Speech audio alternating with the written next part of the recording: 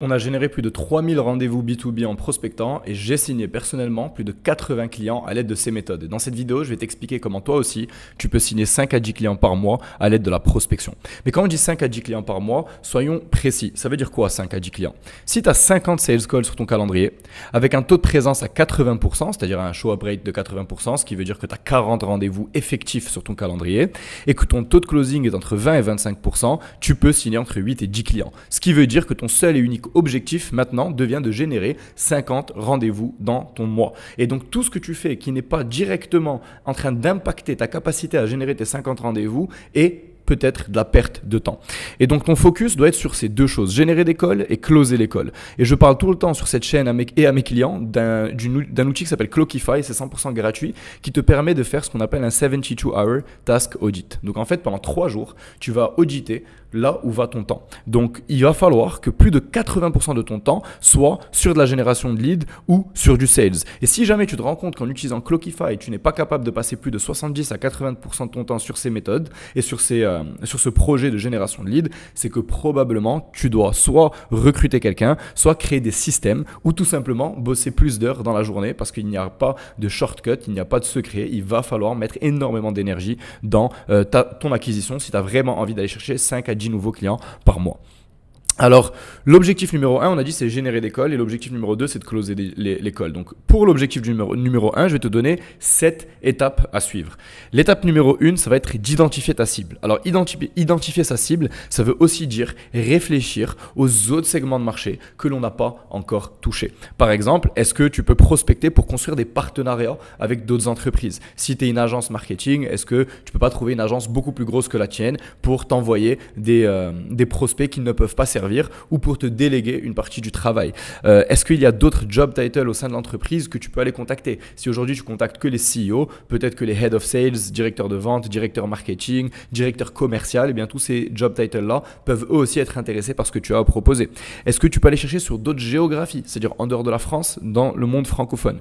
Et finalement, est-ce que tu peux contacter des entreprises qui utilisent une certaine technologie? Donc, il y a des outils aujourd'hui comme buildwith.com qui te permettent de construire des listes d'entreprises qui utilisent déjà une technologie. Par exemple, tu peux construire un fichier de toutes les entreprises qui utilisent HubSpot comme CRM et ça peut te permettre de contacter ces personnes à l'aide de cette information et de leur vendre par exemple du recrutement de closer.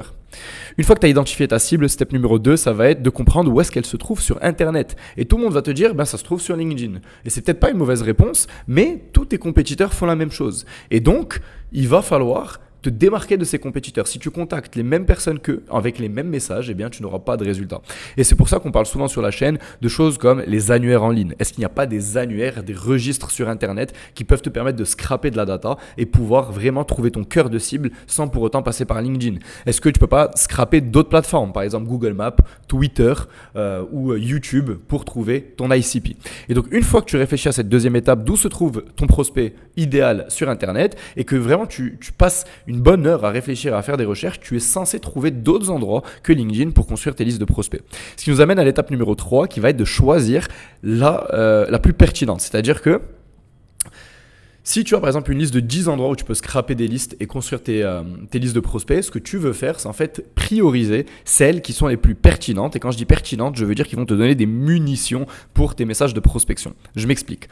On avait un client pour qui on avait en fait scrappé les participants du Web Summit au Qatar. Et c'est une super information à utiliser pour personnaliser son script et donner une raison de la prise de contact. Donc on pouvait dire au sein du script, hello, je vois que vous allez être au Web Summit Qatar dans 2 semaines. D'ailleurs, mon service, ça tombe bien, ça va vous aider lors du Web Summit Qatar à attirer encore plus de personnes sur votre stand. Est-ce que ça vous intéresse qu'on prenne un call? Et ce qu'il faut comprendre ici, c'est que ces boîtes étaient déjà sur LinkedIn. C'est pas comme si on a trouvé des entreprises qui n'étaient pas sur LinkedIn et qu'on a trouvé de la nouvelle data. Mais par contre, c'est une raison de les contacter. Et donc, vu que la raison est pertinente, que le mail est différent, que le mail est personnalisé, eh bien, on a beaucoup plus de résultats que si on avait contacté les mêmes personnes depuis LinkedIn et qu'on n'avait pas mentionné qu'on savait qu'elles allaient au Web Summit du Qatar. D'ailleurs, si tu veux mettre en place ce type de système, il y a un lien en description pour prendre une consultation gratuite avec moi ou un membre de notre équipe. On passe à l'étape numéro 4 qui est la construction du fichier de prospect. Donc pour ce qui est de la construction du fichier de prospect, beaucoup de personnes, ce qu'elles font, c'est qu'elles scrapent, elles enrichissent leur liste et elles s'arrêtent là. Il y a 2 étapes importantes qu'il ne faut surtout pas oublier.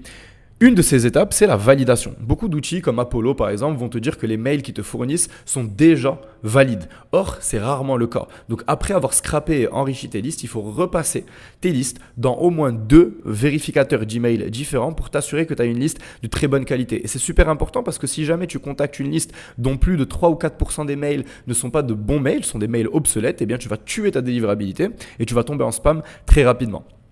Une fois que tu as validé tes listes, ce que tu veux faire, c'est aussi clean tes listes. Si tu vas utiliser par exemple les variables prénom, nom de famille, nom d'entreprise dans ton script, tu veux t'assurer que ces colonnes soient clean. Par exemple, tu ne vas pas dire bonjour Othman, j'ai vu que vous étiez le fondateur de Scale by Metrics Ltd Inc.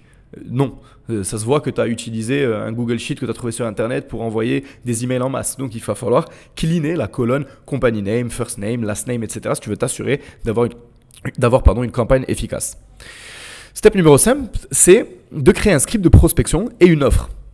La majorité des personnes qu'on accompagne pensent que c'est une question d'avoir du super copywriting, des tricks, des hacks ou bourrer leur mail de social proof. Mais en fait, il n'y a que 2 choses qui sont extrêmement importantes dans ton script. La première, c'est la stratégie et donc le call to action. Si tu as une bonne stratégie, c'est-à-dire que tu envoies un lead magnet, un service-based lead magnet, que tu envoies de la valeur ou est-ce que tu proposes un audit gratuit, eh bien, ça va conditionner l'appel à l'action dans ton email parce que tu vas proposer lors de l'appel à l'action de recevoir de la valeur. Donc ça, c'est la chose la plus importante, c'est la stratégie. Et la deuxième chose la plus importante, ça va être de construire ton hook. Donc avoir une accroche du mail qui est vraiment, vraiment bonne. C'est 80% du taf. Si tu as la bonne stratégie, tu as le bon hook, même si le reste de ton mail n'est pas parfait, même si tu n'as pas énormément de social proof, je te garantis que tu auras de bien meilleurs résultats que la majorité des personnes. Et une fois que tu as ton script, il ne faut pas oublier d'ajouter ce qu'on appelle de la spin tax à ton script pour que tu ne tombes pas en spam. Et si tu ne sais pas c'est quoi la spin tax, tu peux chercher sur ma chaîne, il y a énormément de vidéos à ce sujet, mais c'est important de rajouter les variations de la spin tax dans ton script de cold email si tu n'as pas envie de te retrouver à faire des copier-coller et donc tomber en spam beaucoup plus souvent. Step numéro 6, donc pour moi, c'est de mettre en place un système de cold email. Donc c'est simple, tu vas acheter 5, 10, 15 noms de domaine, mettre en place 2-3 adresses mail par nom de domaine et les connecter à un outil tel que SmartLead ou Instantly. Une fois que tu les auras connectés à ces différents outils, tout ce que tu as à faire, c'est bel et bien monitorer le fait que tes campagnes fonctionnent et surtout que tu ne tombes pas en spam. Parce que même si tu suis tout ce que je vais te donner au sein de cette chaîne gratuitement et dans notre groupe School gratuit et que tu t'assures de vraiment faire les choses correctement, tes adresses mail et tes noms de domaine finiront par tomber en spam. Ils finiront par être blacklistés quoi que tu fasses. Et donc, c'est important de monitorer ce système de manière constante pour t'assurer de remplacer les noms de domaine et les adresses email qui sont blacklistés à chaque fois que c'est le cas pour garder une délivrabilité optimale au sein du système global. Une fois que tu as ton système de cold email, step 7, donc elle est optionnelle cette étape, c'est faire du setting LinkedIn manuel. Donc c'est beaucoup moins scalable, mais pour faire des follow-up et compléter l'approche cold email, c'est intéressant. Par contre, c'est extrêmement chronophage. Donc, je recommande quand même d'utiliser le cold email comme étant votre stratégie d'acquisition principale. Ce que tu peux faire en général, c'est utiliser LinkedIn pour follow-up avec les prospects qui ne t'ont pas répondu par mail ou qui t'ont répondu mais qui t'ont ghosté, qui n'ont pas fini par prendre un rendez-vous. Ça peut être une excellente stratégie. Par exemple, envoyer une demande de connexion en disant « Salut, on s'est parlé par mail ». La personne va dire « Ok, c'est qui cette personne ?» Elle va aller sur sa boîte mail, elle va voir tes emails qui ont été envoyés, même si ces emails étaient en spam. Alors, maintenant que tu as suivi ces 7 étapes, normalement, tu es censé générer des rendez-vous. Mais c'est bien beau de générer des rendez-vous, mais si on ne les close pas, il n'y a pas de ROI et donc ça ne sert à rien. Mes recommandations, c'est pour une boîte de service. Donc, si tu regardes cette vidéo, tu as probablement une agence de marketing, peut-être un prestataire de service. Je recommande un process en two call close, c'est-à-dire un process avec 2 appels de vente, un R1 et un R2. La partie vente, il faut comprendre qu'elle démarre quand la personne a déjà pris le rendez-vous. Donc, quand quelqu'un prend un rendez-vous avec ton entreprise, ce que tu dois comprendre, c'est qu'elle va faire ses recherches. Elle va aller sur LinkedIn, elle va aller sur YouTube, elle va aller sur ton site web, elle va chercher tes études de cas, tes interviews clients. Et tu dois aussi lui envoyer des choses en amont du rendez-vous. Et donc, ton process de vente démarre à la seconde où la personne a booké un call. C'est pour ça qu'il est primordial de réfléchir et penser son process de vente dès la prise de rendez-vous et non pas attendre d'avoir le premier rendez-vous pour avoir la personne sur Zoom ou au téléphone ou sur Google Meet pour lui vendre quelque chose. Si la personne arrive sur un rendez-vous et qu'elle ne sait pas qui tu es, elle ne sait pas ce que tu fais, elle ne connaît pas tes études de cas, ça va être extrêmement compliqué. Donc tu peux créer des automatisations avec Calendly, iClosed ou autre pour envoyer à ces personnes qui ont pris rendez-vous avec toi de l'information complémentaire en amont du rendez-vous. Alors, le premier rendez-vous, le R1, c'est la phase de discovery et de préqualification. Ce que tu dois faire là, c'est juste t'assurer que la personne a bel et bien le problème que tu règles. S'il n'y a pas de problème, il n'y a pas de vente. Je vois trop souvent des personnes en B2B qui vendent du service parler de l'objectif du client. Ok, c'est quoi votre objectif? C'est quoi votre vision? Ensuite, ils parlent de comment eux, ils vont les aider à atteindre cet objectif. C'est ok, c'est pas mal, mais c'est pas super efficace. Les gens achètent parce qu'ils ont une douleur, parce qu'ils ont un problème à régler. Et donc, ta phase de discovery, ta phase de découverte doit être exclusivement focus sur la problématique du prospect. Et si jamais le prospect n'a pas de problème, il y a très peu de chances que tu arrives à lui vendre quelque chose. Je dirais même que c'est éthiquement pas correct de vendre quelque chose à quelqu'un qui n'a pas de problème à régler. Et donc, lors de ton premier rendez-vous, ce que tu fais en fait, c'est tu préqualifies. Tu t'assures que la personne, tu puisses réellement l'aider. Et une fois que tu as validé ça, tu bookes un second rendez-vous. Et là, tu prépares une proposition adaptée avec un apport de valeur important. Donc, entre le rendez-vous 1 et le rendez-vous 2, je t'invite à envoyer encore plus d'informations, de leur envoyer des vidéos YouTube, de leur envoyer